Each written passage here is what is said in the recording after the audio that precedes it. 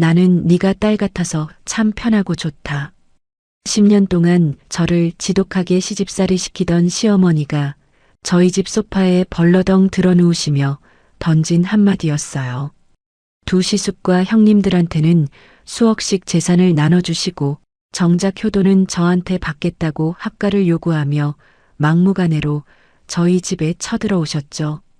저는 그 뻔뻔한 웃음에 오히려 미소로 답하며 시모 눈에 피눈물이 나도록 밟아드렸는데요. 그날 저희 집에서 벌어진 그 통쾌한 한판, 지금 시작합니다. 구독과 좋아요 버튼 꾹 눌러주시면 여러분의 하루에 행복이 가득하길 기도드릴게요. 안녕하세요. 저는 올해로 40을 훌쩍 넘긴 두 아들을 키우며 은행에 다니는 평범한 워킹맘이에요. 겉으로 보기엔 남부럽지 않게 살아가는 것 같아도 제 가슴 속엔 남들한테 쉽게 꺼내놓지 못한 구비구비 사연들이 참 많이도 쌓여 있는데요. 그중 제 인생의 가장 밑바닥에 웅크리고 있던 아버지에 대한 기억부터 시작하려고 해요. 저희 아버지는 참 이상한 양반이었어요. 동네 어귀에 있는 조그마한 슈퍼에 두부 한 모를 사러 갈 때도 꼭 새하얀 백바지에 광이 반질반질 나는 구두를 신고 콧등엔 커다란 선글라스까지 척 걸치고 나가시던 분이었거든요. 그 시절 우리 동네 아주머니들은 우리 아버지가 슈퍼 앞을 지나가면 하나같이 입을 손으로 가리고 킥킥거리며 웃곤 했어요. 저 집 양반은 뭐하는 사람이길래 저러고 다니냐고 다들 수군거렸죠. 그럴 때마다 제 어린 마음은 남몰래 쪼그라들었어요. 아버지 직업은 무명 트로트 가수였답니다. 이름 한번 들어본 적 없는 그야말로 무명 중의 무명이었죠. 밤무대라고 부르는 나이트클럽이나 지방축제 무대 한 귀퉁이에서 노래를 부르시는 게 전부였는데 정작 본인은 곧 TV에 나올 대스타라고 굳게 믿고 계셨거든요. 아버지가 뜬구름 잡는 그 슈퍼스타의 꿈을 꾸는 동안 우리의 줄인 배를 채워준 건 다름 아닌 어머니의 피땀이었어요. 어머니는 새벽부터 식당 주방에 들어가 설거지를 하시고 낮에는 남의 집 파출부로 걸레질을 하시고 저녁에는 또 다른 식당 홀에서 서빙을 하셨죠. 그런 어머니가 지쳐서 아버지에게 제발 안정된 일 좀 하시라고 목소리를 높이면 아버지는 늘 소파에 비스듬히 기대앉아 담배를 꺼내 무시면서 이렇게 말씀하셨어요. 세상이 내 예술을 몰라주는 거야. 조금만 더 기다려봐. 내가 반드시 이 집안을 일으켜 세울 테니까. 어머니는 그럴 때마다 대꾸 한마디 없이 부엌으로 들어가 도마 위에 물을 올려놓고 탁, 탁, 탁 소리가 나도록 세게 내리치셨어요.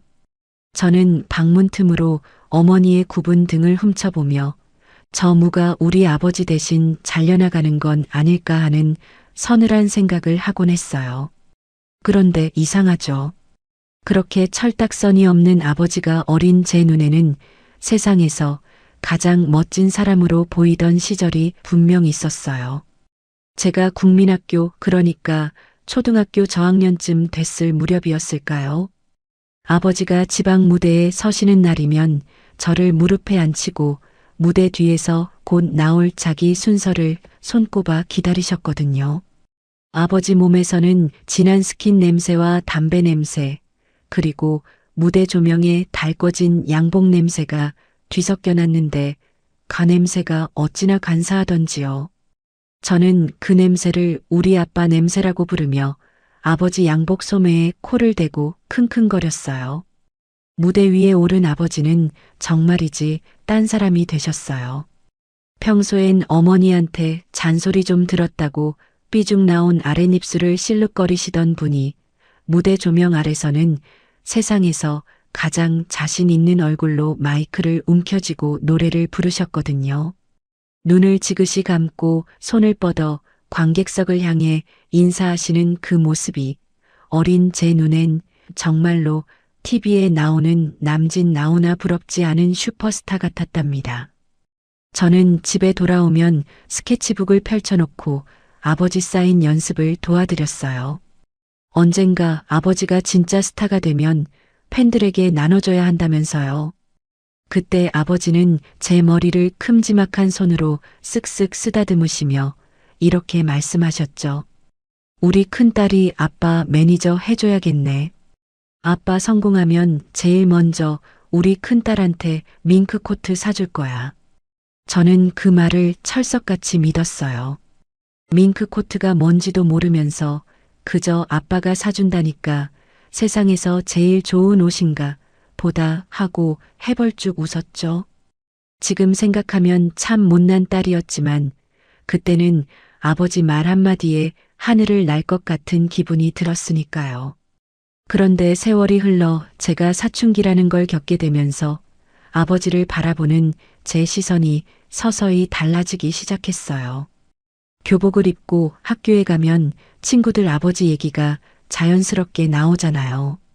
누구네 아빠는 회사 부장님이고, 누구네 아빠는 은행 다니시고, 또 누구네 아빠는 공무원이시라는데, 저는 우리 아빠가 뭐 하시는 분이냐는 질문에 매번 얼버무릴 수밖에 없었어요.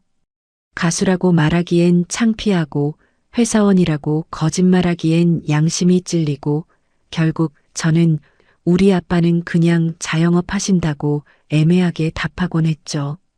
집에 돌아와 아버지를 마주할 때마다 그 백바지와 선글라스가 예전처럼 근사하게 보이지 않더라고요.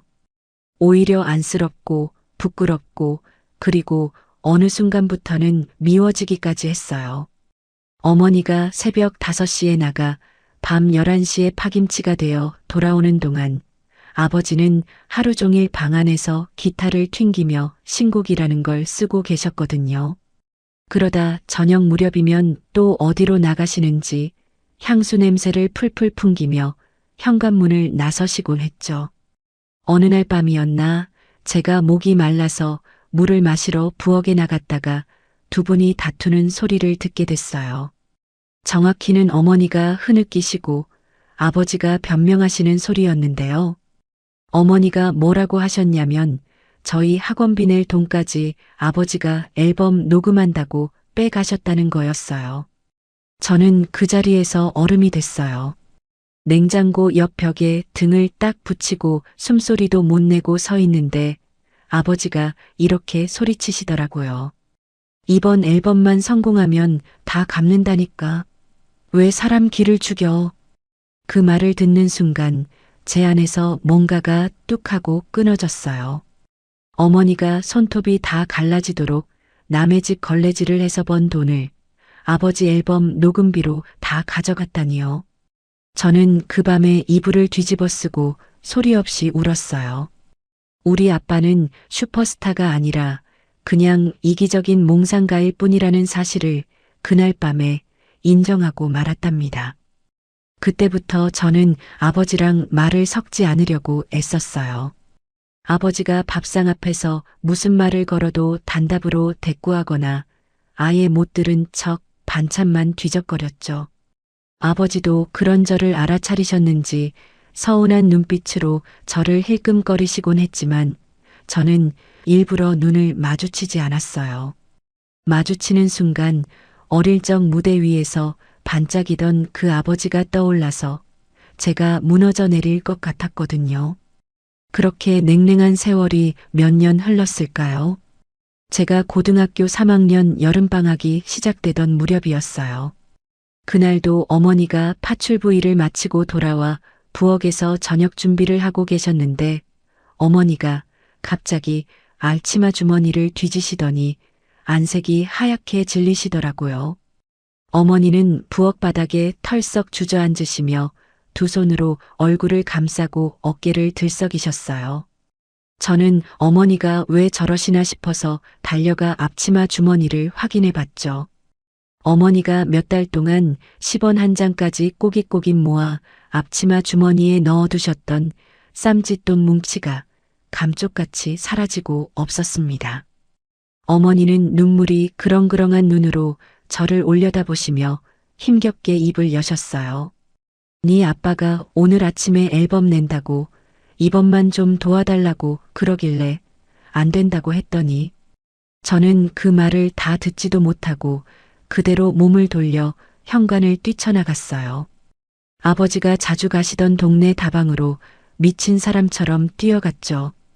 다방 문을 벌컥 열고 들어가 보니 아버지가 커피잔을 앞에 두고 웬 낯선 남자와 앨범 계약이 어쩌고저쩌고 열을 올리며 이야기를 나누고 계시더라고요.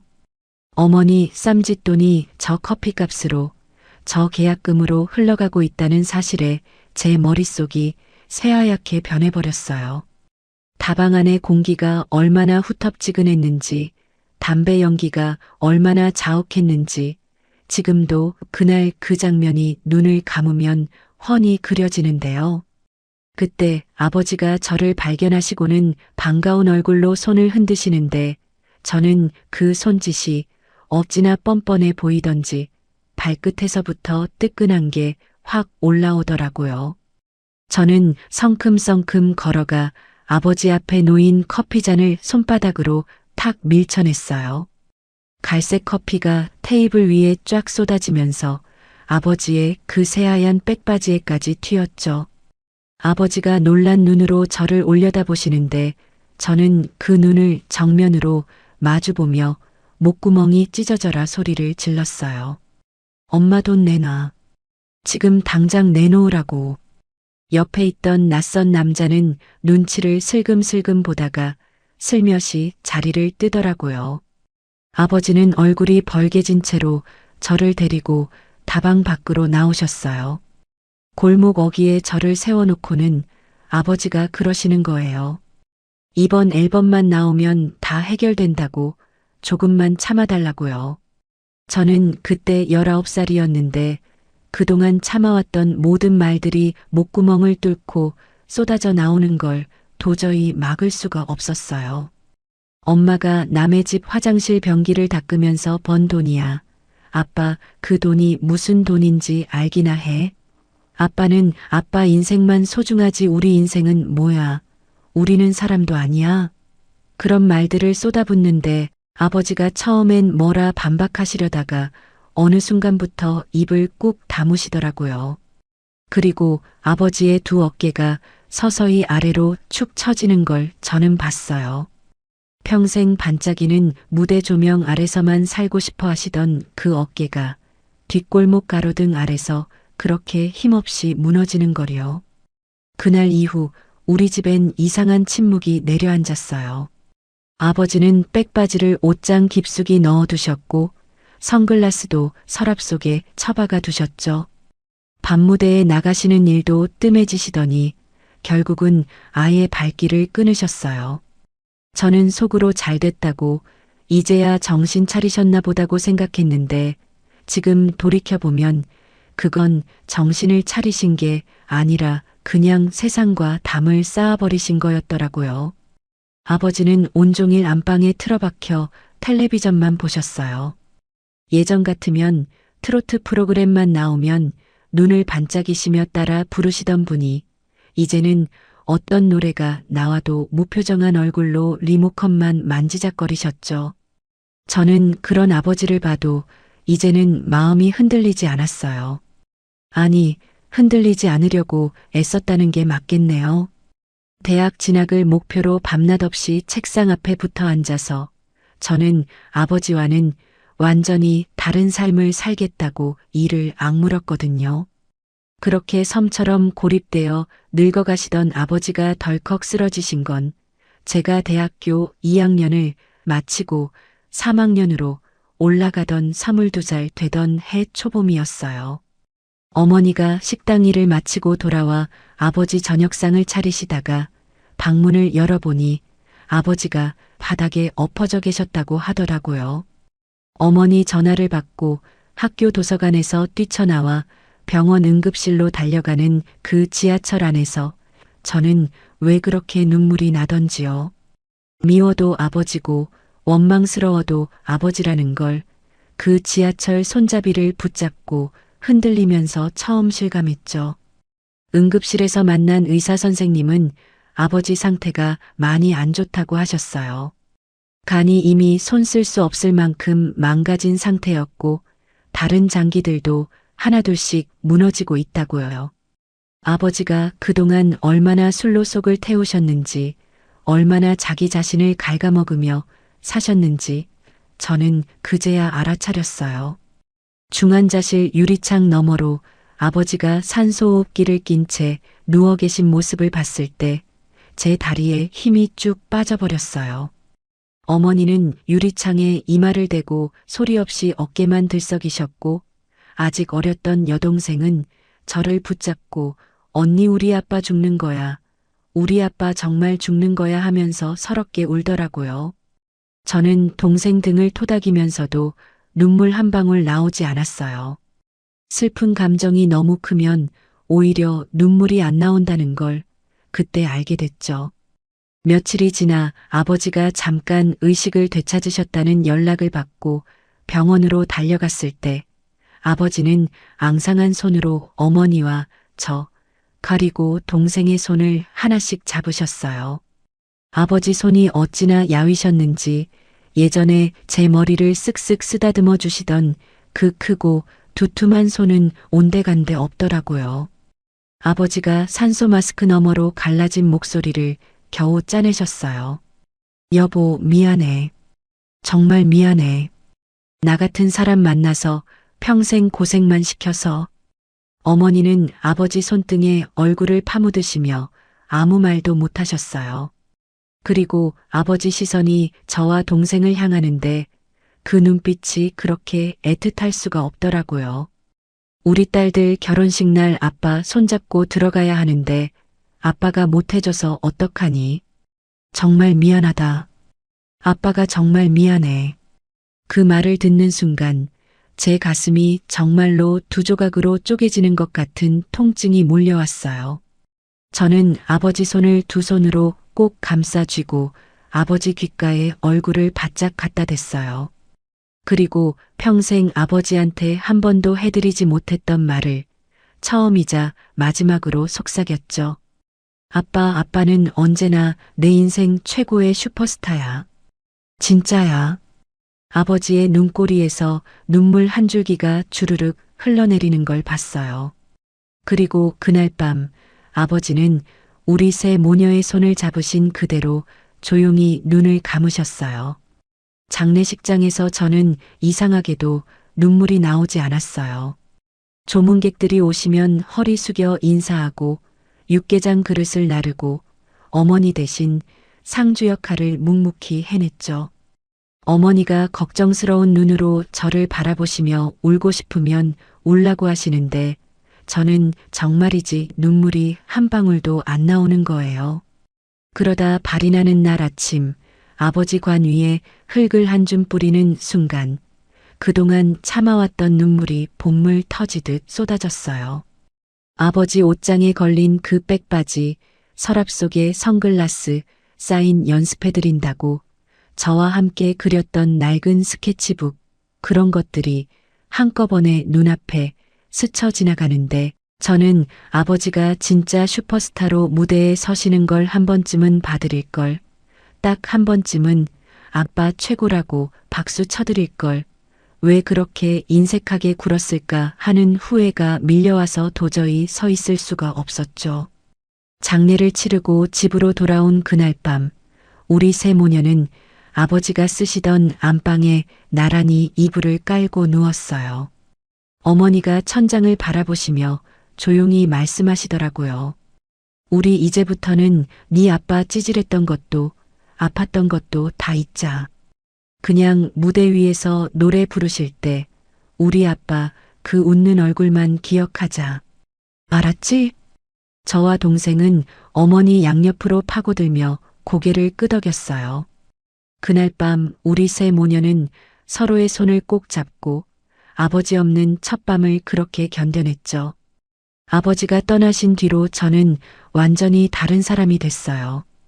대학 마지막 학기를 앞두고 저는 어떻게든 이 지긋지긋한 가난에서 어머니를 꺼내드려야겠다고 결심했거든요. 학점 관리는 물론이고 자격증이란 자격증은 닥치는 대로 땄어요. 도서관이 문을 여는 시간부터 닫는 시간까지 자리를 지켰고 화장실 갈 시간도 아까워서 물도 조금씩만 마셨죠. 밥은 학생 식당에서 제일 싼 메뉴로 때우고 옷은 동기 친구들에게 받은 옷만 입고 다녔어요. 그렇게 이 악물고 준비한 끝에 저는 우리 지역에서 알아주는 은행에 신입행원으로 들어가게 됐어요. 합격 통보 전화를 받던 날 저는 어머니 식당으로 한달음에 달려갔죠. 앞치마에 손을 벅벅 닦으시더니 저를 와락 껴안으시는데 어머니 몸에서 나던 그 김치찌개 냄새와 파스 냄새가 어찌나 짠하던지요. 어머니가 제 등을 토닥이시며 우리 큰딸 장하다, 우리 큰딸 최고다 그 말씀만 되뇌시는데 저는 어머니 어깨에 얼굴을 파묻고 소리 없이 웃고 울었어요. 여동생 역시 저를 닮았는지 지독하게 야무진 아이였어요. 전문대 유아교육과를 졸업하자마자 곧바로 어린이집 교사로 취업해서 첫 월급을 받은 날 어머니 손에 빨간 내복을 사들이며 활짝 웃던 그 얼굴이 지금도 생생한데요. 세 여자가 각자의 자리에서 각자의 몫을 해내기 시작하니까 우리 집은 놀랄 만큼 빠른 속도로 안정을 찾아가더라고요. 어머니도 마침내 오랜 주방 이모 생활을 청산하시고 작지만 어머니 성함으로 된 번듯한 백반집을 하나 주셨어요. 어머니의 억척스러운 손맛은 사람을 배신하지 않더라고요. 개업 몇 달 만에 동네 맛집으로 소문이 나서 점심시간이면 근처 회사원들이 줄을 서서 기다릴 정도가 됐거든요. 어머니 통장에 처음으로 여윳돈이라는 게 쌓이기 시작하던 그 무렵에 우리 집 공기는 정말이지 봄바람처럼 따뜻하고 달큰했답니다. 어머니 식당이 자리를 잡아가는 동안 저는 은행에서 그야말로 청춘을 갈아넣고 있었어요. 신입 행원 시절엔 시제가 안 맞는 일이 다반사라 지폐 뭉치를 3번, 4번 다시 세느라 퇴근이 한밤중이 되기 일쑤였거든요.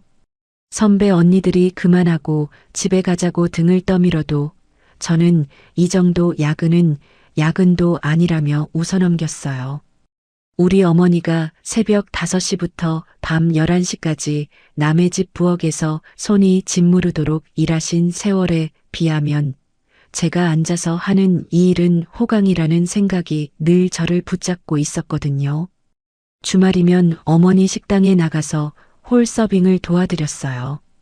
어머니는 은행원이 뭐하러 앞치마를 두르냐고 손사래를 치셨지만 저는 어머니 옆에서 반찬 그릇을 나르며 밥 먹는 손님들을 구경하는 그 시간이 참 좋았거든요.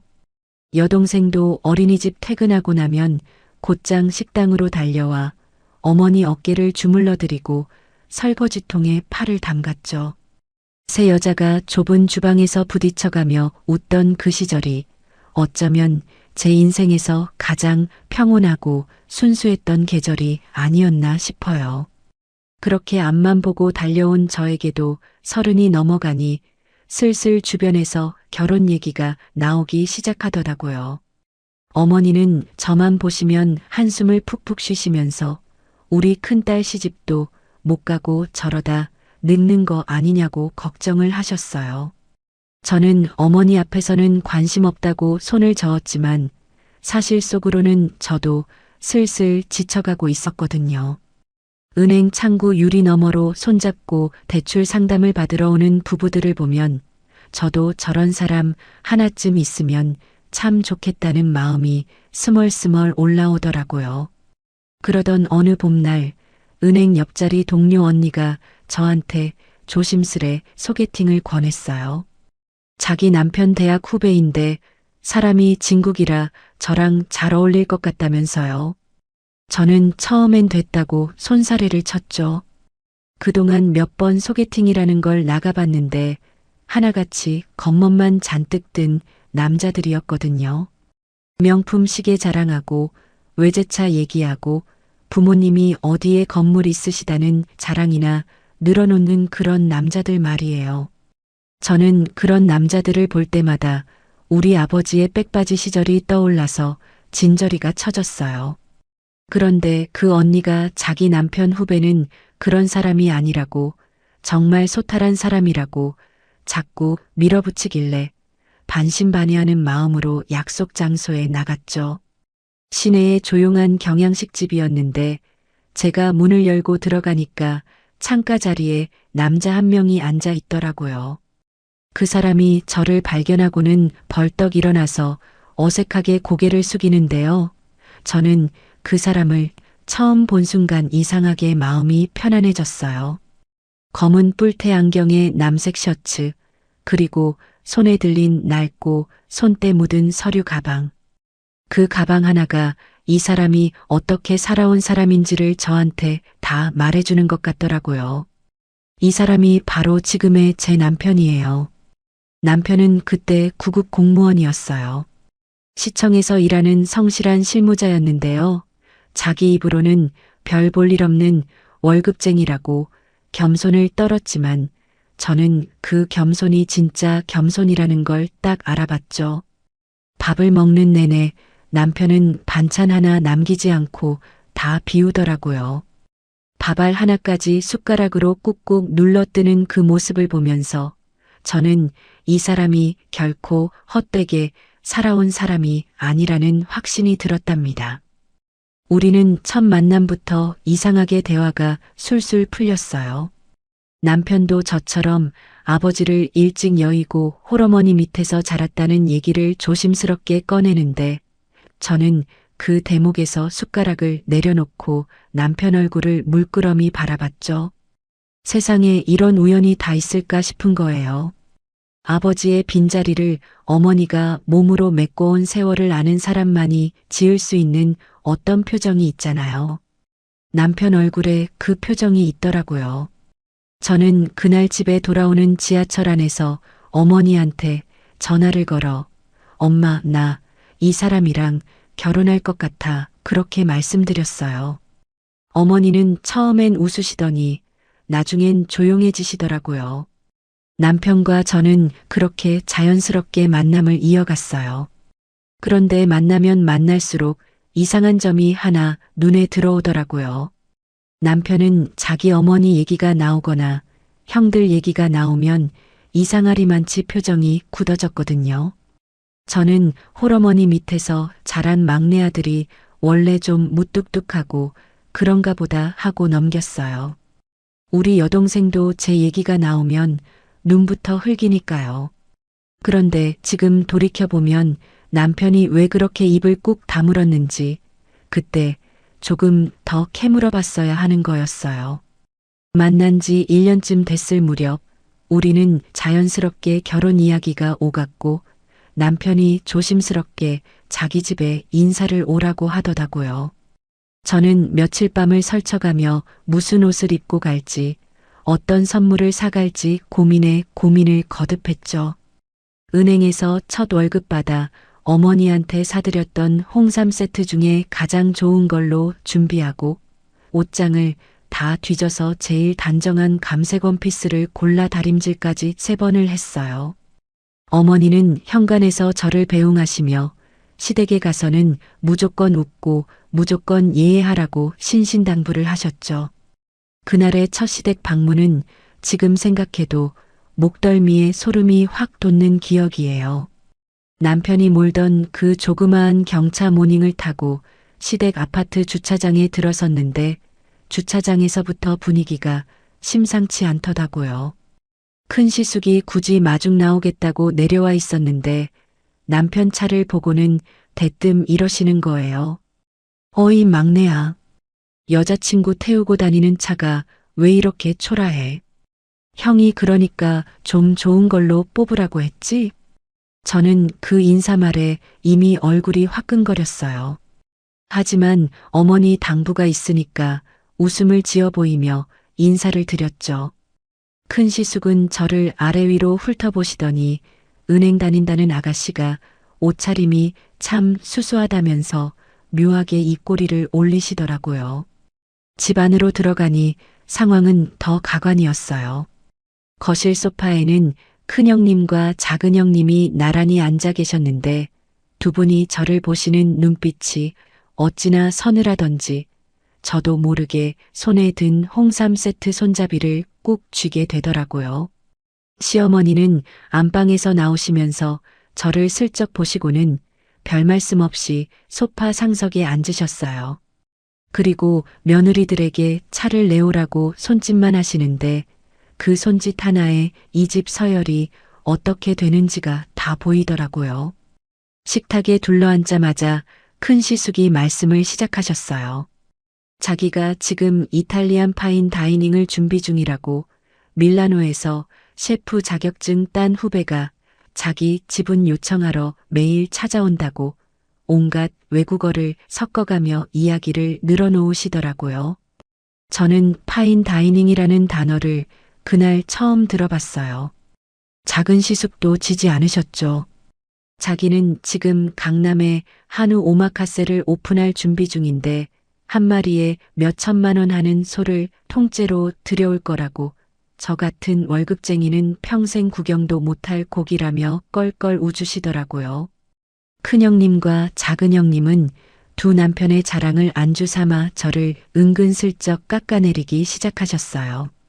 큰형님이 제 손목을 힐끔 보시더니 우리 동서는 은행 다니면서 시계도 그런 걸 차고 다니냐고 물으시더라고요.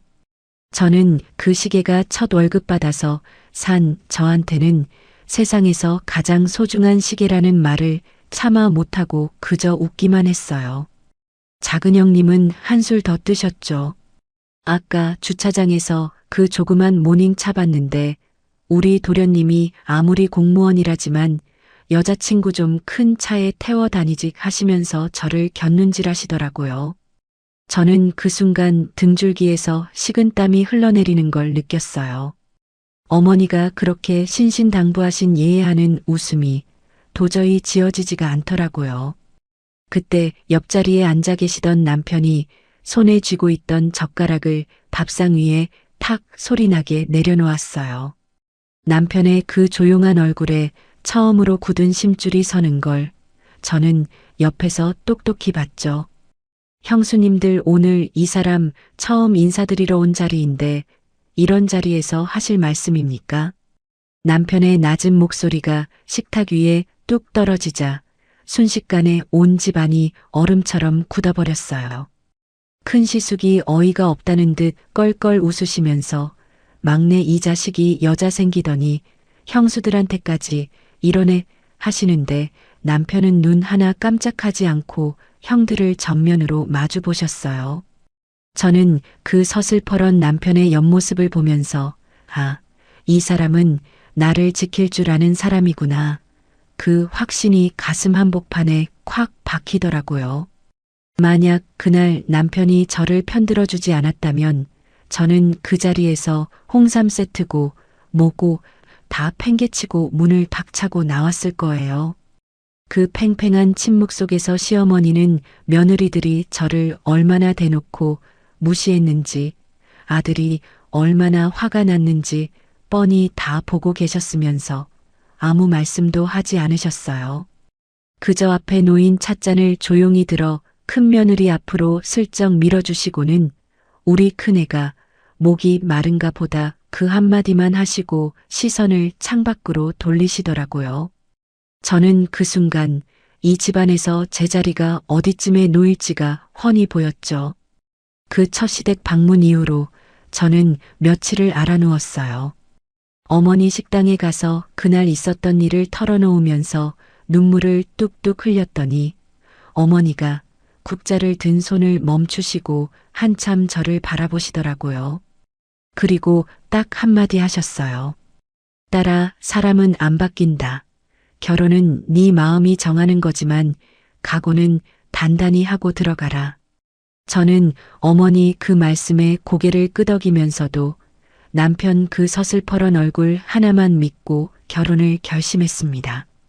남편이 저를 지켜줄 거라고, 이 사람 하나면 그 어떤 시월드도 다 이겨낼 수 있을 거라고 그렇게 저를 다독였죠. 결혼식은 조촐하게 치렀어요. 우리 어머니가 그동안 모아두신 돈을 다 털어 예단이며 예물을 준비해 주셨고 남편도 공무원 월급을 몇 년 동안 성실하게 모아둔 걸로 조그마한 신혼집 전세를 얻었죠. 시댁에서는 놀랍게도 단돈 10원도 보태주지 않으셨어요. 큰 시숙과 작은 시숙이 결혼할 때는 시어머니가 아파트 한 채씩을 뚝뚝 떼어주셨다는데 막내 아들 결혼식엔 축의금 봉투 하나 달랑 얹어주시고는 끝이었거든요. 저는 그때부터 어렴풋이 짐작했어요.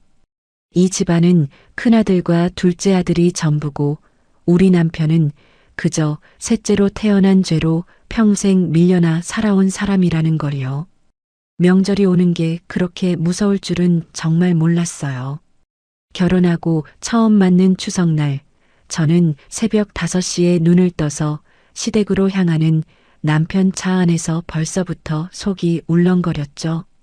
시댁 아파트 현관문을 열고 들어서니까 큰형님과 작은형님이 벌써 도착해서 거실 소파에 나란히 앉아 커피를 드시고 계시더라고요. 두 분 다 손 하나 까딱 안 하시고 저만 보시더니 우리 막내 동서 왔네 하면서 눈으로 웃으시는데 저는 그 웃음이 어찌나 시리던지요. 부엌으로 들어가니 시어머니가 저 혼자 정거리를 다듬고 계셨어요. 저는 얼른 앞치마를 두르고 어머니, 제가 하겠습니다 하면서 옆에 붙어섰죠. 그런데 그때 큰형님이 부엌 문턱에 슬며시 얼굴을 내미시더니 이러시는 거예요. 동서, 나는 오늘 새로 산 가방 어머님 좀 보여드리고 올게. 부엌은 젊은 사람이 맡아야지. 큰형님이 팔뚝에 척 걸고 계신 그 가방은 언뜻 봐도 저 같은 은행원 월급 몇 달치를 다 갖다 부어야 살 수 있는 물건이었어요. 주황색 상자에서 각 꺼낸 티가 나는 그 가방을 어찌나 자랑스럽게 들어 올려 보이시던지 시어머니는 부침개 뒤집던 손을 멈추시고 우리 큰며느리 안목이 최고다. 우리 큰아들이 마누라한테 얼마나 잘하냐 그러시면서 한박 웃음을 지으시더라고요. 저는 그 옆에서 팔을 다듬으며 그저 조용히 웃어드릴 뿐이었어요. 작은 형님도 지지 않으셨죠. 제가 전을 부치느라 프라이팬 앞에 쭈그리고 앉아 있으니까 등 뒤로 슬금슬금 다가오시더니 이러시더라고요. 동서는 종일 앉아서 돈만 세니까 팔뚝에 살이 붙지. 우리처럼 필라테스라도 좀 다녀. 그러다 서방님 바람 날라. 저는 프라이팬을 뒤집던 뒤집개를 손에 꽉 쥐고 속으로 숫자를 하나부터 10까지 세었어요. 어머니가 저한테 늘 하시던 말씀이 있었거든요. 화가 치밀 땐 숫자를 세라 10까지만 세면 세상 안 될 일이 없다. 저는 그날 10이 아니라 100까지 셌던 것 같아요. 뒤집개를 든 손이 부들부들 떨리는 걸 감추느라 프라이팬을 더 세게 문지르면서요. 그렇게 몇 번의 명절이 지나가는 동안 저는 부엌대기로 거실에서 명품 가방 자랑하는 형님들의 관객으로 그렇게 자리매김이 되어 갔어요. 남편은 그런 저를 볼 때마다 눈빛으로 미안하다고 말했지만 저는 괜찮다고 손등을 토닥이며 웃어줬어요. 남편까지 무너지면 저는 정말이지 이 집에서 버틸 재간이 없었거든요. 그런데요, 여러분. 세상에는 정말 정이라는 게 있는 걸까요? 그렇게 콧대가 하늘을 찌르던 시숙들의 사업이 하나둘씩 무너지기 시작했어요. 결혼하고 3년쯤 지났을 무렵이었죠. 큰 시숙이 그렇게 자랑하시던 이탈리안 파인 다이닝이 결국 문을 닫았어요. 개업할 때는 유명 셰프 인맥이 어쩌고 미슐랭이 저쩌고 하시더니 정작 3년을 못 버티고 적자를 감당 못해서 눈물의 폐업을 하셨더라고요. 남편이 그 소식을 저한테 전해주면서 얼굴에 미묘한 표정을 짓던 게 지금도 기억나는데요. 작은 시숙의 한우 오마카세도 얼마 안 있어 폭삭 주저앉았어요. 강남 한복판에 자리 잡고 소를 통째로 들여온다고 큰 소리 치시더니 사실은 등급 낮은 고기를 비싼 값에 팔다가 어느 손님한테 딱 걸리셨거든요. 그 손님이 인터넷에 후기를 올리면서 가게가 순식간에 나락으로 떨어졌고 결국 헐값에 가게 권리금까지 다 날리고 넘기셨다더라고요. 저는 그 얘기를 남편한테 전해 듣던 날 밤에 이불 속에서 남몰래 웃었어요. 나쁜 웃음인 걸 알지만 그동안 시댁에서 남몰래 삼킨 눈물이 있었으니까요. 문제는 그 다음부터였어요. 상식적으로 생각하면 2번씩이나 사업이 망했으면 이제 정신 차리고 어디 취직이라도 알아보셔야 하잖아요. 그런데 시숙 2분은 정신을 못 차리시는 정도가 아니라 아예 더 큰 헛바람을 잡기 시작하셨어요. 이번에는 형제가 손을 잡고 번화가 한복판에 1000평짜리 대형 베이커리 카페를 차리겠다고 나서신 거예요. 저는 그 말을 처음 들었을 때 남편 얼굴을 쳐다보며 말을 잃었어요. 남편도 어이가 없다는 얼굴로 이마를 짚고 한참을 말이 없더라고요. 그러니까 그 큰 돈이 어디서 나오겠어요. 시숙들의 지갑은 이미 텅텅 빌 대로 비었으니 결국 눈길이 향하는 곳은 하나뿐이었죠. 바로 시어머니의 아파트였어요. 시숙들과 형님들은 그때부터 시어머니 마음을 사려고 아주 눈에 뻔히 보이는 아부를 시작하셨어요. 매주 주말이면 큰형님과 작은형님이 번갈아 가며 시어머니를 모시고 백화점 VIP 라운지를 들락거리셨죠. 시어머니가 좋아하시는 피부과에 모시고 가서 시술이라는 걸 받아들이고 값비싼 홍삼과 영양제를 사다 안기시고 그야말로 없는 애교까지 다 짜내서 시어머니 앞에서 재롱을 부리셨어요.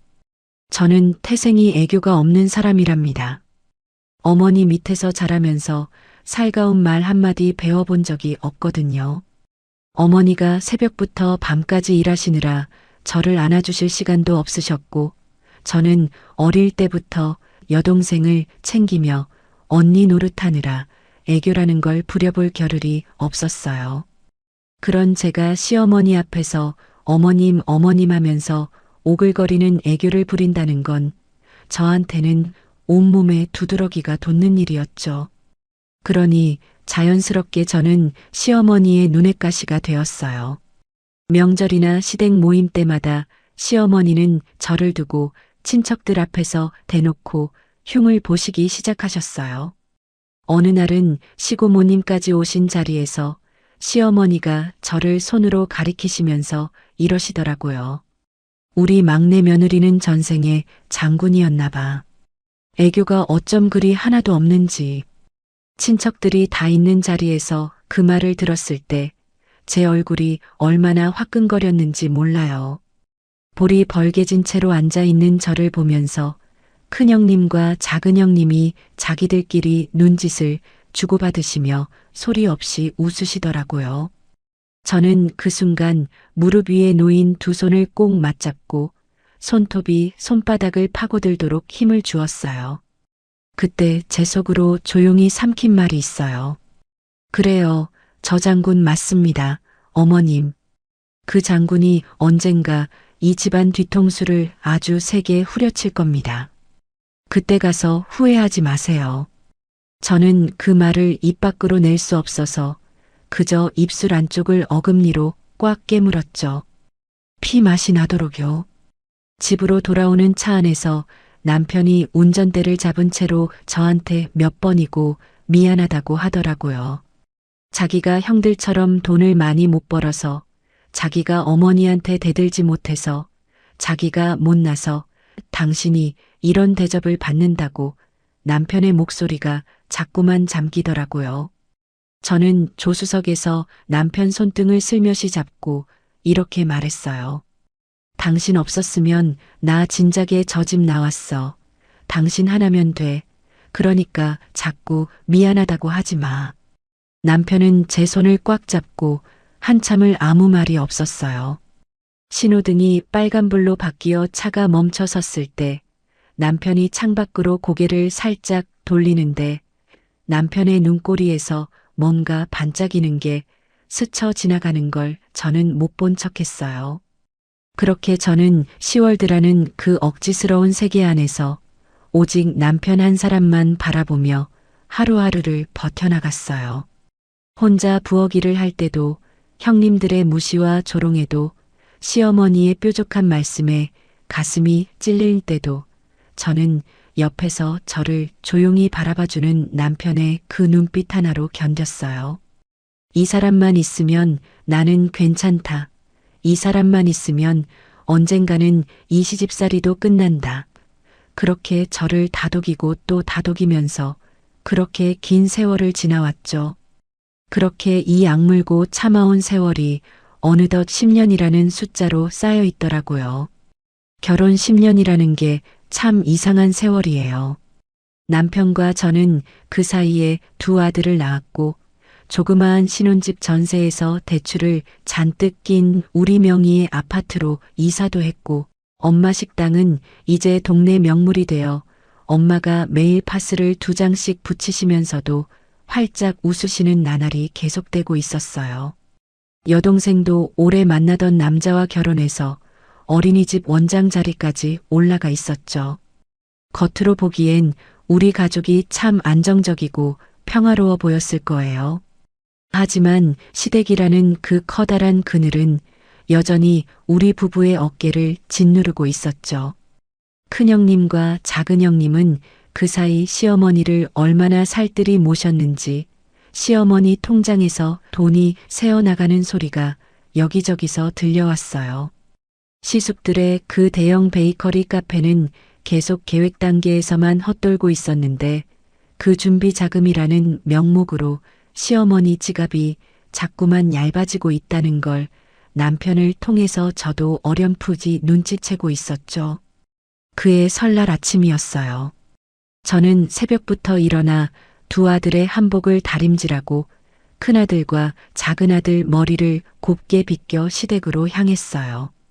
두 아들이 뒷좌석에 나란히 앉아 세뱃돈 얼마 받을까 하며 조잘거리는 소리가 어찌나 귀엽던지요.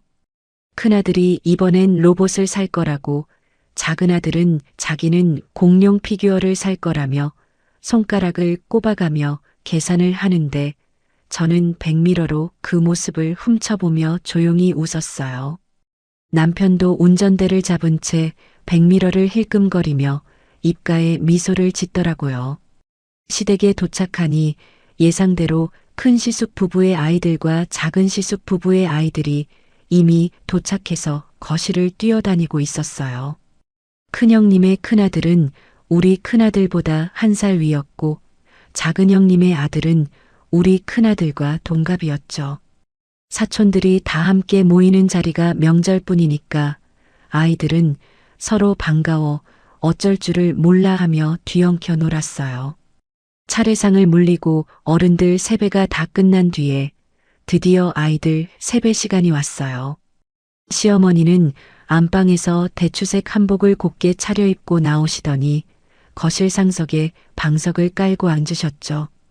그리고 손자들을 일렬로 세우시고는 지갑을 손에 쥐고 흐뭇한 얼굴로 아이들을 둘러보셨어요. 저는 소파 옆에 서서 남편과 함께 그 광경을 바라보고 있었죠. 첫 번째로 나선 아이는 큰 시숙의 큰아들이었어요.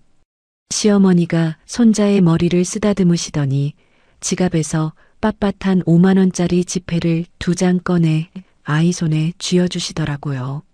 노란색 지폐 2장이 아이의 조그마한 손 안에서 반짝거리는데 시어머니가 이렇게 말씀하시는 거예요. 우리 큰 장손, 공부 열심히 해서 할머니 자랑스러운 손자 돼야지. 알았지? 이어서 큰 시숙의 둘째, 작은 시숙의 아들까지 차례로 5만 원짜리 2장씩을 손에 쥐고 아이고 감사합니다 하면서 세배를 하는데 저는 그때까지만 해도 아이들 세뱃돈이 요즘 이만큼 하나보다 그렇게 무심하게 지켜만 봤어요. 은행에서 신권 뭉치를 매일 만지는 저한테 그깟 5만 원짜리 몇 장이 대수는 아니었으니까요. 그런데 드디어 우리 큰아들 차례가 왔어요. 큰아들이 사촌 형들이 하는 걸 그대로 따라하려고 오른발을 뒤로 빼고 두 손을 곱게 모아 절을 올렸죠. 어찌나 야무지게 세배를 하는지 옆에서 지켜보던 남편도 흐뭇한 얼굴로 아들 등을 슬쩍 두드려 주더라고요. 시어머니가 큰아들을 내려다보시는데 순간 시어머니의 표정이 미묘하게 바뀌는 걸 저는 놓치지 않았어요. 시어머니는 지갑을 잠깐 매만지시더니 좀 전에 5만 원짜리를 꺼내시던 그 앞쪽 칸이 아니라 지갑 뒤편 구석에서 뭔가를 뒤적이시더라고요. 그리고 꼬깃꼬깃 접혀있던 초록색 10,000원짜리 지폐 한 장을 마치 던지듯이 우리 큰아들 손에 쥐어주시는 거예요. 큰아들이 손에 쥔 그 초록색 종이를 물끄러미 내려다보다가 고개를 갸웃하며 저를 올려다봤어요. 저는 그 순간 심장이 쿵하고 발밑까지 내려앉았어요. 사촌 형들이 방금 5만 원짜리 2장씩을 받는 걸 큰아들도 다 봤거든요. 그런데 자기 손에는 왜 초록색 한 장이 있는 걸까? 그 조그마한 머리로 얼마나 혼란스러웠겠어요. 이어서 우리 작은아들 차례가 됐는데 시어머니는 이번에도 지갑 뒷간에서 꼬깃꼬깃한 10,000원짜리 한 장을 꺼내 툭 던지듯 주시더라고요. 거실 안이 순식간에 조용해졌어요. 큰형님과 작은형님이 소파에 앉아 커피잔을 든 채로 저와 시어머니를 번갈아 바라보시는데 그 눈빛에 감춰지지 않는 어떤 웃음기가 흐르는 걸 저는 봤어요. 남편의 얼굴도 순식간에 굳어졌고요. 그때 우리 큰아들이 초록색 지폐를 손에 든 채 저를 올려다보다가 다시 시어머니 쪽으로 고개를 돌리더니 이렇게 묻는 거예요. 할머니, 왜 우리만 초록색 10,000원이에요? 형아들은 노란 거 받았는데. 아이의 목소리에 원망이 담긴 게 아니었어요. 그저 궁금해서 물어본 거예요. 아직 9살짜리 어린애가 뭘 알겠어요. 노란 종이랑 초록 종이가 왜 다른지, 그게 자기 엄마에 대한 어떤 신호인지, 그런 걸 어떻게 알겠냐고요. 아이는 그저 순수하게 궁금해서 물어봤을 뿐이었죠. 그런데 그 순간 시어머니가 벌떡 자리에서 일어나시더니 오른손을 번쩍 들어 올리시는 거예요. 저는 어머니 무슨 일이신가 싶어서 눈을 크게 떴는데 그 손이 그대로 우리 큰아들의 이마를 향해 세게 내리꽂히더라고요. 딱 하는 소리가 거실 안에 울려 퍼졌어요. 시어머니가 얼마나 세게 때리셨는지 우리 큰아들이 이마를 두 손으로 부여잡고 그 자리에 주저앉아 버렸어요. 시어머니의 목소리가 뒤이어 거실을 찢어 놓으셨죠. 이 버릇없는 놈, 어른 앞에서 감히 돈 타령이야. 네 엄마가 그렇게 가르쳤어? 우리 큰아들이 이마를 감싸 쥔 채 앙앙하고 울음을 터뜨렸어요. 아이의 조그만 어깨가 들썩거리는데 저는 그때 발이 땅에 붙은 사람처럼 움직여지지가 않더라고요. 머릿속이 새하얗게 비면서 손끝이 저릿저릿하게 굳어버리는 그 느낌. 여러분 아세요? 저는 그날 그걸 처음 느꼈어요. 그때였어요. 옆에 서 있던 남편이 밥상을 뒤엎을 기세로 앞으로 성큼 나서더라고요. 남편이 큰아들을 두 팔로 확 안아 올리시면서 시어머니를 향해 소리를 지르셨어요. 어머니, 지금 뭐 하시는 겁니까? 내 새끼한테 무슨 짓이에요, 지금.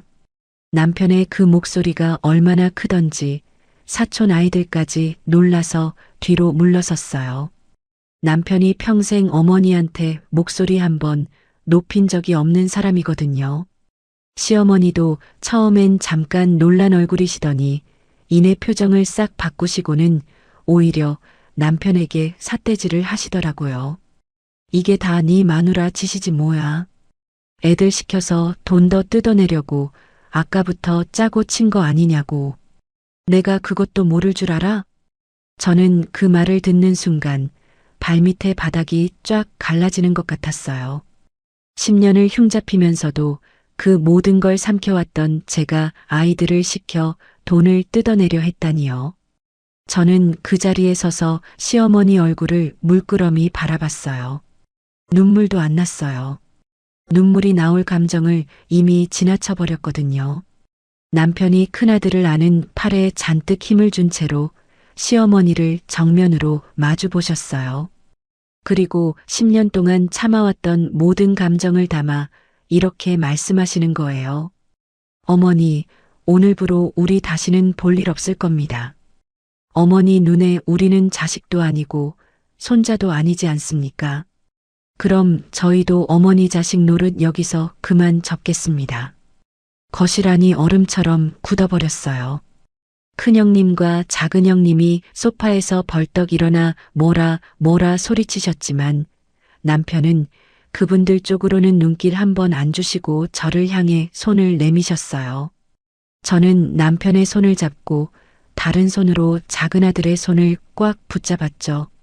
그렇게 우리 네 식구는 그 시댁 현관을 걸어 나왔어요. 엘리베이터 문이 닫히는 순간 저는 그제야 참아왔던 눈물이 뺨을 타고 뚝뚝 흘러내리는 걸 느꼈어요. 큰아들이 이마를 만지작거리며 엄마 왜 울어? 하고 물어보는데 저는 아무 대답도 할 수가 없더라고요. 남편이 제 어깨를 감싸 안으면서 낮게 속삭이셨어요. 미안해, 여보. 진짜 미안해. 이제부터 저 집이랑은 완전히 끝이야. 내가 약속할게. 주차장으로 내려가는 그 짧은 시간 동안 저는 남편의 어깨에 얼굴을 파묻고 소리 없이 오래오래 울었어요. 그날 시댁을 걸어 나온 뒤로 우리 네 식구의 삶에는 놀랄 만큼 큰 변화가 찾아왔어요. 제일 먼저 달라진 건 남편이었어요. 10년 동안 시댁 얘기만 나오면 눈빛이 어두워지고 어깨가 축 처지시던 그 사람이 세뱃돈 사건 이후로는 밥상 앞에서 소리 내어 웃기 시작하시더라고요. 저녁 먹고 두 아들과 함께 소파에 뒹굴며 TV를 보는 남편의 옆모습이 어찌나 편안해 보이던지 저는 그동안 이 사람 어깨에 얼마나 무거운 돌덩이가 얹혀 있었나 하는 생각에 코끝이 시큰해지곤 했어요. 큰아들 이마에 그 밝았던 자국도 며칠 사이에 사그라들었어요. 처음엔 아이가 밤마다 이불 속에서 훌쩍거리길래 제가 옆에 누워서 등을 오래 쓰다듬어 주었죠. 우리 큰아들 잘못한 거 하나도 없어. 할머니가 잘못하신 거야. 엄마가 미안해. 그렇게 몇 밤을 다독여 주니까 아이도 점차 그날 일을 잊어가는 것 같더라고요. 두 아들이 학원 다녀와서 거실 카펫에 엎드려 숙제하는 그 평범한 저녁 풍경이 저한테는 그렇게 귀할 수가 없었어요. 그렇게 시댁과 연을 끊은 채로 반년쯤 지났을까요? 계절이 바뀌어 아침 저녁으로 선선한 바람이 불기 시작하던 그 무렵이었어요. 어느 날 오후 일하고 있는데 낯선 번호로 전화가 걸려왔어요. 저는 대출 상담 문의인가 싶어 무심코 받았죠. 그런데 수화기 너머로 익숙한 목소리가 들려오는 거예요. 얘 나다. 택시 타고 가려는데 니네 집 몇 동 몇 호냐. 얼른 불러줘라. 시어머니셨어요. 반년 동안 연락 한 번 없으시던 그 어른이 뜬금없이 우리 집 주소를 물어보시는 거예요. 저는 수화기를 든 채로 잠시 말을 잃었어요. 심장이 이상하게 빠르게 뛰기 시작하는데 뭔가 아주 안 좋은 예감이 등줄기를 서늘하게 훑고 지나가더라고요. 저는 목소리를 최대한 낮추고 이렇게 여쭤봤어요. 어머니, 지금 어디세요? 갑자기 저희 집 주소는 왜 물어보세요? 시어머니는 대답도 안 하시고 딴청을 부리시더라고요. 그냥 잠깐 들를 일이 있다고 얼른 주소나 불러달라고 재촉만 하시는 거예요. 저는 어쩔 수 없이 아파트동 호수를 알려드리고 전화를 끊었죠. 그리고 곧바로 남편한테 전화를 걸었어요. 남편도 저처럼 뭔가 심상치 않은 낌새를 느꼈는지 자기가 조퇴하고 얼른 집에 가보겠다고 하시더라고요. 제가 급하게 집으로 달려갔을 때는 이미 남편이 아파트 현관 앞에 서 있었어요. 남편의 얼굴이 얼마나 하얗게 질려 있던지 저는 남편 앞에까지 다다르기도 전에 이미 다리가 후들거리기 시작했어요. 남편의 시선을 따라 현관문 앞을 내려다본 순간 저는 정말이지 그 자리에 얼어붙었죠. 현관문 앞에는 사람 키만한 이민 가방이 2개나 떡하니 놓여 있었어요. 그 옆으로는 커다란 보따리들이 산더미처럼 쌓여 있고요. 겨울 이불이 담긴 것 같은 큼지막한 부직포 가방이며 살림살이가 꽉 찬 종이 박스들까지 그야말로 짐이 한 트럭 분량이었죠. 그 짐더미 한가운데에 시어머니가 조그만 크로스백 하나만 어깨에 걸치신 채로 태연하게 서 계시더라고요. 시어머니가 저와 남편을 보시더니 얼굴에 한박웃음을 지으시면서 이러시는 거예요. 아이고, 이제 오냐?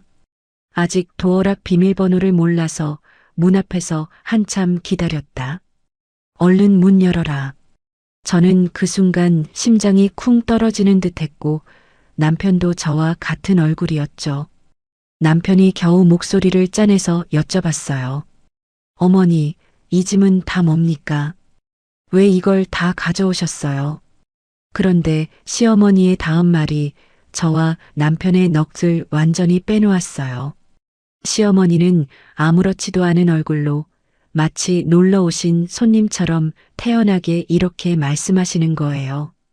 내 아파트 며칠 전에 팔았다. 짐 뺀 김에 너희 집에 살러 왔지. 가족 간에 돕고 살아야 하지 않겠니? 저는 그 말을 듣는 순간 귀를 의심했어요. 그 아파트는 시어머니 평생의 재산이었거든요. 남편이 이를 악문채로 여쭤보더라고요. 어머니, 그 집 판 돈은 다 어디 있냐고요. 시어머니는 그제야 슬쩍 시선을 옆으로 돌리시면서 아주 대수롭지 않은 목소리로 이렇게 말씀하셨습니다. 큰애랑 둘째가 이번에 그 대형 베이커리 카페 자금이 좀 모자란다고 해서 내가 좀 보태줬다. 저는 그 말을 듣는 순간 눈앞이 아찔해지면서 현관문 손잡이를 잡고 겨우 몸을 지탱했어요. 그 어마어마한 돈을 시숙 2분한테 몽땅 밀어주시고 정작 당신 잠자리는 우리한테 떠넘기러 오신 거였죠. 그것도 반년 전에 자식이랑 손자 인연을 끊자고 선언한 그 며느리 집에요. 남편이 목소리를 억누르시며 다시 여쭤봤어요. 어머니, 그 큰 돈 다 형들 줬으면서 왜 형들 집으로 안 가시고 우리 집에 오신 거예요? 큰형이랑 작은형이 5억을 받았으니 어머니 모시는 게 도리 아닙니까? 그때 시어머니가 어떤 표정을 지으셨는지 아세요? 능구렁이가 감나무 타고 내려오듯이 슬며시 웃으시더니 남편 어깨를 툭툭 두드리시면서 이러시는 거예요. 막내야, 그래도 네가 형들보다 제일 편하다. 큰애 집은 며느리가 좀 까다롭고 둘째 집은 애들이 좀 시끄럽냐? 난 네가 제일 무던하고 딸 같아서 여기가 제일 편하다. 저는 그 말에 헛웃음이 나왔어요. 반년 전만 해도 저를 애교 없는 장군이라며 친척들 앞에서 흉을 보시던 분이 이제 와서 딸 같다니요. 자기 2 아들한테 5억을 다 퍼주고 갈 곳이 없어지니까 그제야 10년 동안 부엌 담당하던 막내 며느리가 딸처럼 보이신다며 거짓말을 하고 계셨죠. 시어머니의 뻔뻔한 말은 거기서 끝나지 않았어요. 시어머니는 아예 짐 위에 걸터 앉으시면서 팔짱을 딱 끼고 이렇게 덧붙이시더라고요. 어차피 너희 부부는 철밥통 공무원에다 은행원이니 벌이 걱정도 없지 않냐. 형들 사업 자리 잡을 때까지 어미 잠자리 하나 마련해 주는 게 그렇게 어려운 일이냐? 형들 좀 그만 신경 쓰이게 하고 네가 좀 나서라. 남편의 얼굴이 새하얗게 질리시더니 이내 벌겋게 달아오르셨어요. 남편이 2 주먹을 부들부들 떠시면서 겨우 목소리를 짜내셨죠. 어머니, 우리 이 집 살 때 어머니한테 10원 한 장 받은 적 없어요. 저희 부부가 대출을 얼마나 영끌해서 이 아파트 산 줄 알기나 하세요. 지금 이 집이 어머니가 마음대로 들어오실 곳으로 보이십니까? 남편의 그 낮게 떨리는 목소리에 저도 옆에서 눈물이 왈칵 쏟아지려는 걸 겨우 참았어요. 우리가 이 아파트 계약하던 날이 저는 아직도 생생하거든요. 남편은 통장 잔고를 몇 번이나 계산하다가 결국 자기 앞으로 되어 있던 청약 통장까지 다 깨고 저도 은행에서 있는 대출 없는 대출을 다 끌어와서 그렇게 겨우겨우 집을 마련했단 말이에요. 저희가 얼마나 오래 두 아들 학원 하나 못 보내고 아끼면서 이자를 갚아왔는데요. 그런데 시어머니는 우리 남편의 그 절절한 말에도 눈 하나 깜짝 안 하시더라고요. 오히려 아이고 오늘 이사 오느라 다리 아프다면서 아예 안방 문을 슬며시 열어보시는 거예요. 안방 문틈으로 우리 부부의 침대며 옷장이 보이는데 시어머니가 그걸 아래 위로 훑어보시더니 이렇게 말씀하시더라고요. 안방은 좀 큰 편이네. 거실에 이불만 깔아주면 나는 뭐 아무 데서나 자도 된다. 나 죽기 전엔 여기서 못 나간다. 아니, 안 나간다. 시어머니가 그 말을 마치시고는 아예 거실 소파에 벌러덩 들어 누우시더라고요. 두 다리를 소파 팔걸이에 척 올려놓으시고 마치 당신 안방인 것처럼 아주 편안한 자세로요. 저는 그 광경을 보는데 어찌나 어이가 없던지 눈물조차 안 나오더라고요.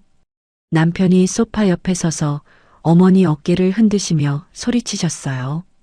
어머니, 지금 당장 일어나서 나가시라고. 이건 아니라고요. 하지만 시어머니는 눈을 감고 아예 못 들은 척 콧노래까지 흥얼거리시더라고요. 저는 그때 남편의 뒷모습을 보면서 이 사람을 이대로 두면 화병이 나서 쓰러질지도 모르겠다는 생각이 들었어요. 저는 조용히 남편의 등에 다가가 손을 얹었어요. 그리고 남편 귀에 대고 아주 낮은 목소리로 속삭였죠. 여보, 진정해. 나한테 좋은 생각이 하나 있어. 그러니까 지금은 잠깐만 참아. 응? 저는 남편의 등을 조용히 다독이면서 머릿속을 아주 빠르게 굴렸어요. 이 상황에서 남편이 감정대로 화를 내며 시어머니를 쫓아내려 하면 그건 100% 우리한테 손해로 돌아올 게 뻔했거든요. 은행에서 10년 넘게 온갖 진상 손님을 상대하며 배운 게 하나 있다면 상대가 억지를 부릴수록 나는 더 웃어야 한다는 거였죠. 저는 심호흡을 한번 크게 하고 얼굴에 세상에서 제일 상냥한 미소를 척 만들어 붙였어요. 그리고 소파에 벌러덩 들어 누우신 시어머니 앞으로 다가가 무릎을 살짝 굽히면서 목소리를 최대한 부드럽게 다듬어 말씀드렸죠. 어머니, 정말 죄송해요. 갑자기 오시니까 저희가 준비가 하나도 안 돼서 그래요. 안방 옆에 있는 작은 방을 어머니 방으로 예쁘게 꾸며드릴 테니까요. 저희가 며칠만 시간을 좀 주세요. 시어머니가 눈을 슬며시 뜨시더니 저를 아래 위로 훑어보시더라고요. 저는 그 눈길에 심장이 오그라들면서도 미소를 절대 무너뜨리지 않았어요. 오히려 한술 더 떠서 이렇게 덧붙였죠.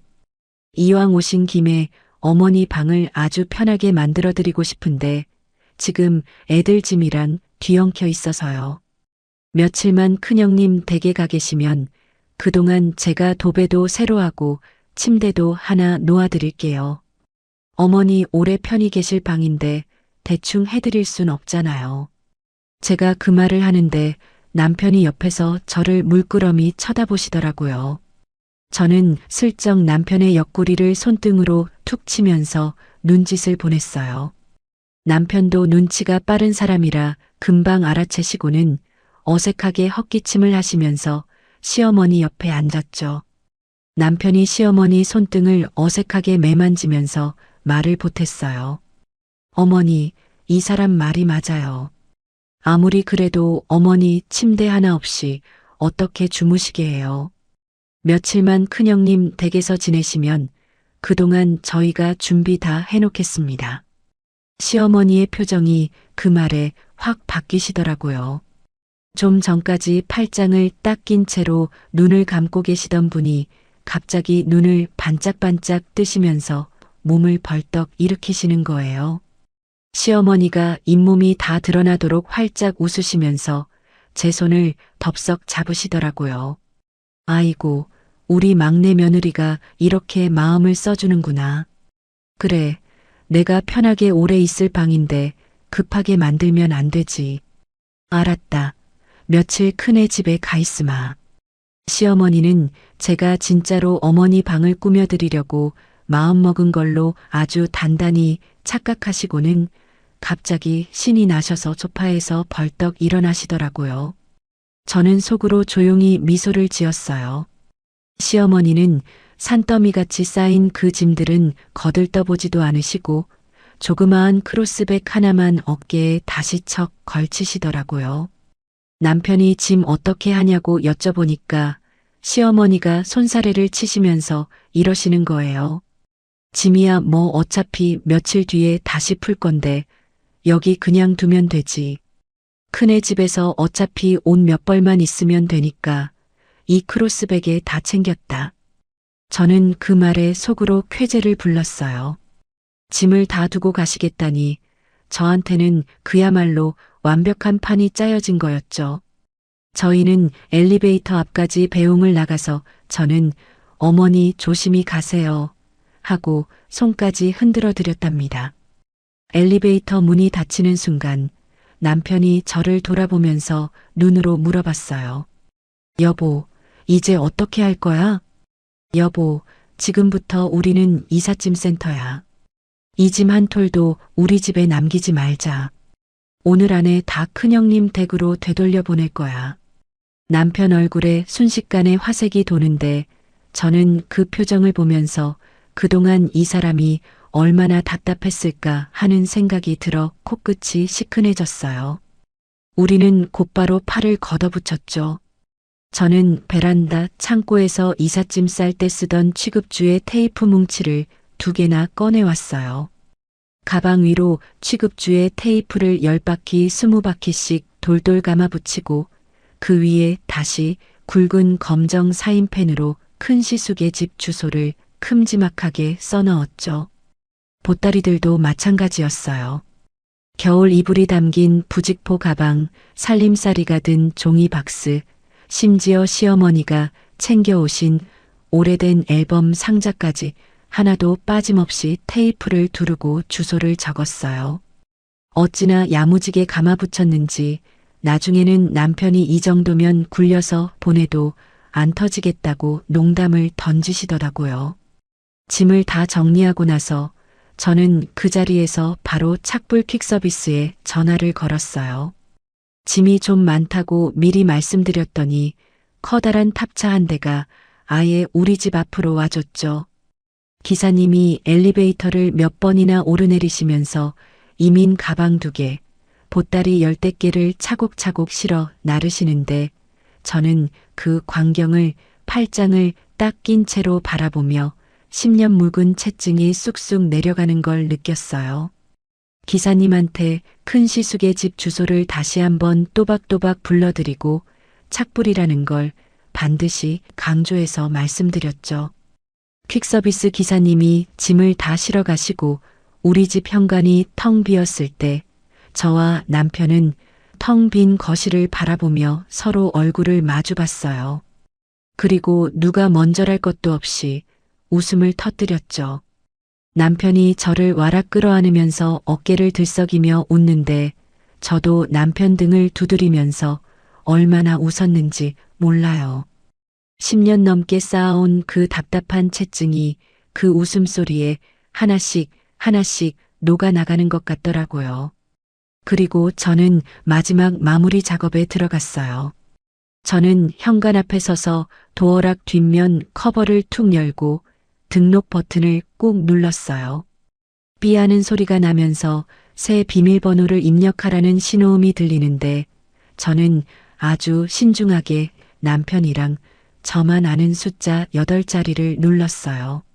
마지막으로 별표 버튼을 눌러 저장이 완료되는 그 삐빅 소리를 들었을 때 저는 이제야 이 집이 진짜 우리 집이 됐다는 안도감이 밀려왔어요.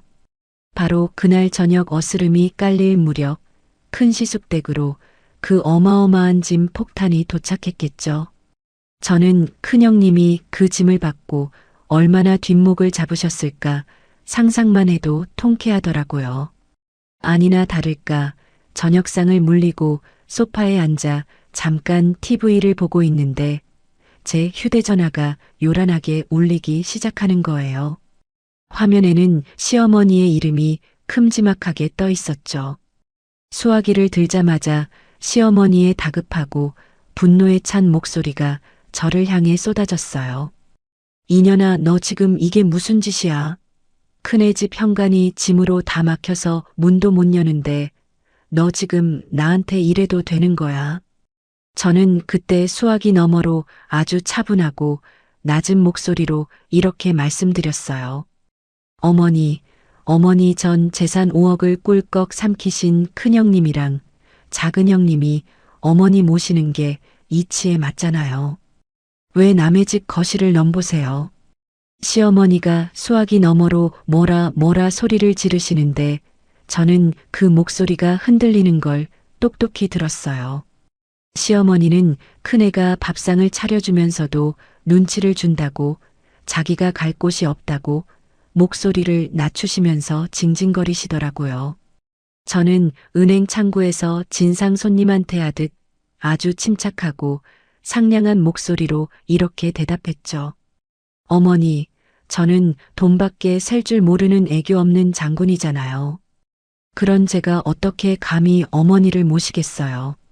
큰형님, 작은형님, 그 살가운 두 분이 훨씬 잘 모실 거예요. 수화기 너머에서 시어머니가 숨을 헉 들이켜는 소리가 들렸어요. 저는 마지막으로 한마디를 아주 또박또박 얹었죠. 이제 다시는 저희 집 문 앞에 오시는 일 없으시길 바랄게요. 안녕히 계세요, 어머니. 저는 그렇게 통화 종료 버튼을 아주 상쾌하게 눌러버렸어요. 그리고 시어머니의 번호를 곧바로 차단 목록에 올렸죠. 남편이 옆에서 저를 물끄러미 바라보더니 제 이마에 아주 오래오래 입술을 대주더라고요.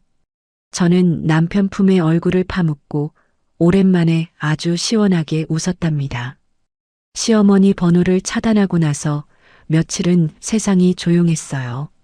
아니, 정확히 말하면 우리 집 전화기만 조용했지 다른 곳에서는 아주 시끄러웠다는 걸 나중에야 알게 됐죠.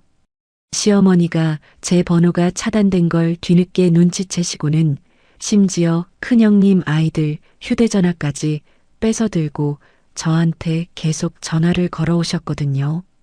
저는 낯선 번호가 뜰 때마다 무시하고 넘겼는데 어느 날은 참다 못해 음성 메시지 함을 한번 확인해 봤어요. 거기서 흘러나오는 시어머니의 목소리는 이틀 전 저한테 2년 전연 하시던 그 어른의 목소리가 아니었어요. 완전히 다른 사람이 된 것처럼 목소리가 낮게 잠겨 있으시더라고요. 얘야, 내가 잘못했다. 내가 정말 잘못했으니까 문 좀 열어다오. 설거지도 청소도 다 내가 하마. 밥도 안 얻어먹으마. 그냥 방구석에 이불 하나만 깔고 자게 해다오. 응? 그렇게 비굴한 음성 메시지가 며칠 동안 하루에도 몇 통씩 남겨졌어요.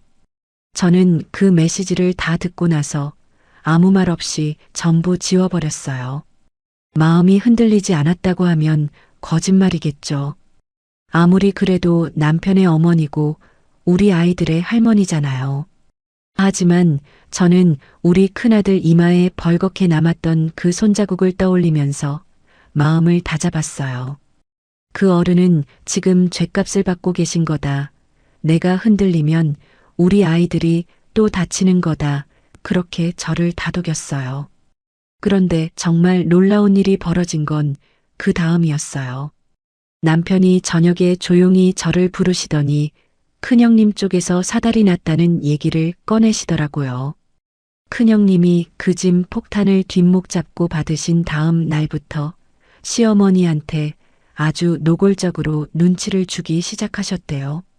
어머님, 우리 집이 원래 좁잖아요. 애들 방도 모자란데 이 짐을 어디다 두겠어요. 그러면서 하루가 멀다 하고 한숨을 푹푹 쉬셨다는 거예요. 작은 형님은 한술 더 뜨셨죠. 큰 형님한테 어머님 며칠 우리 집에 와 계시게 하자고 큰 소리로 인심을 쓰시더니 막상 시어머니가 집 몇 개 들고 작은 형님 댁으로 옮겨가셨을 때는 현관문을 딱 열어두시고는 어머님 저희 집도 사실 방이 없어요. 애들 방학이라 온종일 집에 있어서요. 그러면서 아예 짐을 안으로 들이지도 않으셨다는 거예요. 그렇게 큰 형님 댁과 작은 형님 댁을 며칠 왔다 갔다 하시던 시어머니는 결국 두 아들 부부한테 완전히 문전박대를 당하시고 말았어요. 시어머니가 그토록 자랑스러워 하시던 큰아들과 둘째 아들이 어머니 5억을 다 받아 챙긴 그 두 아들이 어머니 번호까지 차단해 버리셨다는 거예요. 남편이 그 얘기를 저한테 전하는데 남편 얼굴에는 통쾌함도 아니고 슬픔도 아닌 그저 씁쓸한 무언가가 잔뜩 서려 있더라고요. 그렇게 갈 곳을 잃으신 시어머니가 결국 어디로 가셨는지 아세요? 시내에서 아주 멀리 떨어진 오래된 골목 안쪽의 반지하 원룸이었어요. 보증금 500만 원에 월세 30만 원짜리 화장실이 방 안에 붙어 있는 4평짜리 조그마한 방이라고 하더라고요. 남편은 그 소식을 전해 듣고 그날 밤 우리 부부의 침대에 걸터 앉은 채로 한참을 창밖만 바라봤죠. 5억이라는 돈이 다 어디로 사라졌는지도 곧 밝혀졌어요. 시숙 두 분이 그렇게 큰 소리치며 준비하던 그 대형 베이커리 카페는 개업한 지 정확히 6개월 만에 파리만 날리기 시작했대요. 처음 몇 달은 지인들 축하 방문으로 그럭저럭 굴러가는가 싶더니 그 다음부터는 하루 매출이 커피 몇 잔 값에도 못 미치는 날이 태반이 됐다는 거예요. 결국 시숙 두 분은 그 1000평짜리 매장의 월세를 감당 못해서 다시 빚더미에 앉으셨고 그 커다란 카페 자리가 경매에 넘어가기 직전이라는 소문까지 들려왔어요. 저는 그 소식을 들으면서 이상하게도 통쾌한 마음보다는 어떤 허무한 감정이 밀려왔어요. 그 돈이 있었으면 시어머니가 남은 여생을 얼마나 편안하게 지내실 수 있었을까요? 그런데 두 아들의 헛바람 앞에서 시어머니는 그 재산도 잃으시고 자식도 잃으시고 결국 반지하 원룸까지 밀려나신 거였죠. 그 뒤로 시어머니는 낮에는 근처 상가 건물의 화장실 청소 일을 하신다고 해요. 평생 손에 물 안 묻히고 제게 일만 시키시던 그 어른이 이제 남의 건물 변기를 닦고 계신다니 저는 그 얘기를 처음 들었을 때 손에 들고 있던 젓가락을 놓치고 말았어요. 밤이면 소주 한 병에 컵라면을 국물 삼아 드시면서 텔레비전 앞에서 혼자 우신다는 얘기까지 남편의 귀에 들려왔대요. 우리 남편은 아무리 그래도 자기 어머니라고 한 달에 딱 한 번씩 반찬통을 들고 그 반지하 원룸을 조용히 다녀온답니다. 저한테는 아무 말도 안 하지만 저는 남편이 주말 오후에 어디 좀 다녀오겠다고 하는 그 뒷모습만 봐도 어디로 가는지 다 알고 있었죠. 남편이 밤늦게 돌아오면 저는 굳이 어디 다녀왔냐고 묻지 않아요. 그저 남편 손에 따뜻한 물 한 잔 쥐어주고 옆에 앉아 남편의 어깨에 조용히 머리를 기댈 뿐이죠. 남편이 시어머니한테 완전히 등을 돌리지 못하는 그 마음을 저는 이해해요. 저도 우리 아버지 사연이 있잖아요. 아무리 미워도 부모라는 존재는 그렇게 쉽게 지워지는 게 아닌 걸 너무나도 잘 알고 있죠. 저와 남편은 서로 약속했어요. 시어머니가 이 죗값을 충분히 치르실 때까지 당분간은 저는 절대 마주치지 않겠다고요. 남편이 다녀오는 거야 남편 마음이지만 저와 우리 아이들은 아직 마주할 준비가 되어 있지 않으니까요.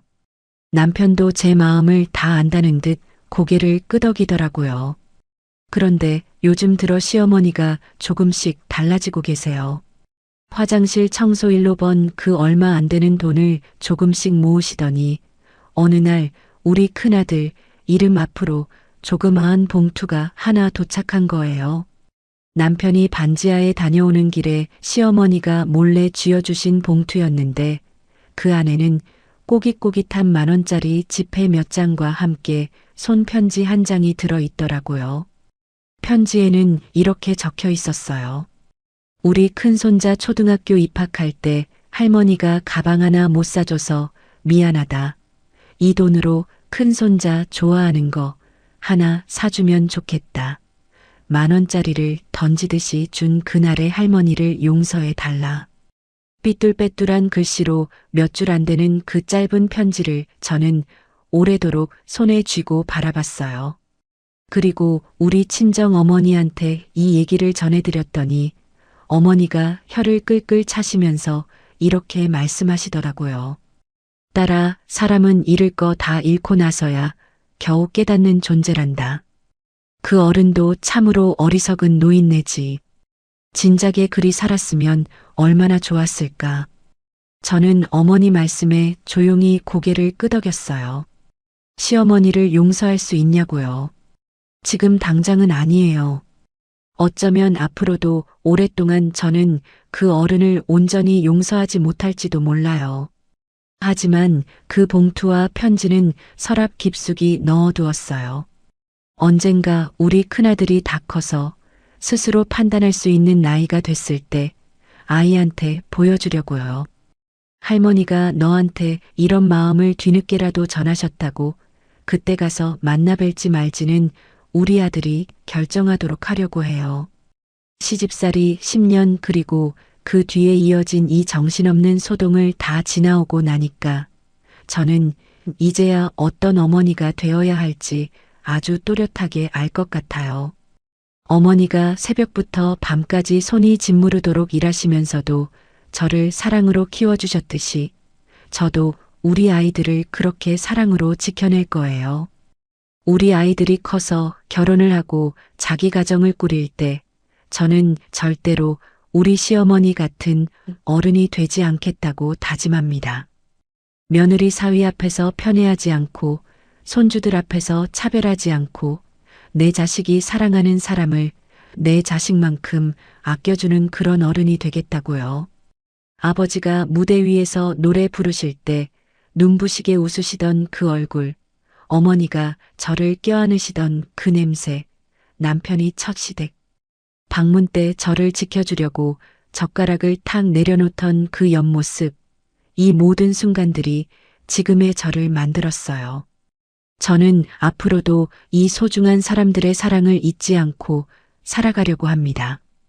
지금까지 제 얘기 들어주셔서 감사합니다. 여러분도 소중한 사람들과 행복한 시간만 보내시길 바랄게요. 오늘 이 사연 끝까지 들어주신 여러분의 마음은 어떠셨나요? 저는 이 사연을 읽어내려가면서 몇 번이나 가슴이 먹먹해졌다가 또 몇 번이나 시원하게 웃음이 터졌다가 마지막엔 그저 조용한 울림 하나가 오래도록 마음에 남더라고요. 무명 가수 아버지의 그늘에서 시작해 억척스러운 어머니의 손을 잡고 자라 소탈한 남편을 만나 10년 시집살이를 견뎌내신 사연자님. 그 긴 세월을 오직 가족 하나 지키겠다는 마음으로 버텨오신 그 단단한 어깨가 저는 오늘 유난히 크게 느껴졌답니다. 세상에는 참지 말아야 할 순간이 분명히 있죠. 사연자님은 그 순간을 놓치지 않으셨고 자기 아이들을 지켜내셨고 남편의 손을 끝까지 놓지 않으셨어요. 그것만으로도 인생의 슈퍼스타는 사연자님이 아닐까 싶네요. 앞으로도 사연자님 가정에 오직 웃음꽃만 가득하시길 두 아드님이 어머니의 그 단단한 사랑을 그대로 이어받아 반듯하게 자라기를 저도 이 자리에서 진심으로 응원해 드릴게요. 사연자님께 응원의 댓글을 남겨주세요. 큰 위로가 되어줄 거예요. 오늘도 고부 여정과 끝까지 함께 해주셔서 감사합니다.